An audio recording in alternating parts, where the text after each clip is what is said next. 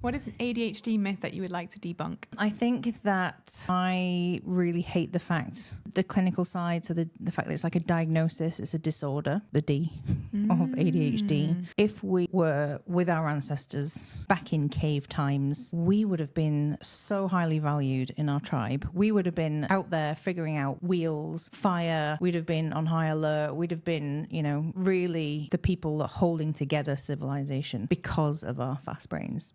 So fast brains, ADHD brains have always existed. However, the environment that we live in is completely different now. So rather than being distracted and innovative and ideas and all of these things at once, we're expected to be on time and sit still and, do all these other things. It's so innovative in a different way, right? The world is so new. There's so much man-made distraction, which then is so addictive to that dopamine seeking part of our brain that we're almost like rigged to fail unless we really can figure this out, get on top of it, be aware of when we're falling into those traps, but also heavily advocate for the times when we know that the current day world is actually going to be working against us. Again, stupid things like being on time and sitting still. That is something that I am very vocal about. This isn't a disorder. Do you know what? I don't hate the disorder word. Really? Do you think there's like a negativity associated with that word? I think disorder's such a good word specifically for ADHD because there's so much disorder. I want to move away from the sort of ableist, like disability's bad. And I know that is not what you're saying at all, but yeah, I don't want to shun that because especially like you say in the modern world that we're living in a society that is designed for neurotypical cis white men, etc. There's just so many things that we can do to improve that world for everybody and create accessibility. But until we bring society up to speed, until we get back to our ancestry, I think it's important to acknowledge that we're a bit of a round peg in a square hole. So this is essentially where the logo Fast Brain Women came from, like the feeling of what it feels like to be that square peg trying to fit in something that is